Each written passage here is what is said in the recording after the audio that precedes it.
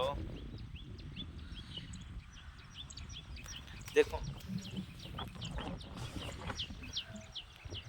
Rod, আমাদের বিমের rod actually এইভাবে কাজ করা উচিত।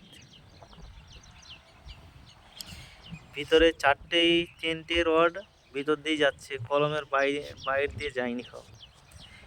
এটা তামিলনাড়ুতে আমরা এইভাবে কাজ করি, সব জায়গাতে না, কিছু কিছু জায়গাতে এভাবে করে না।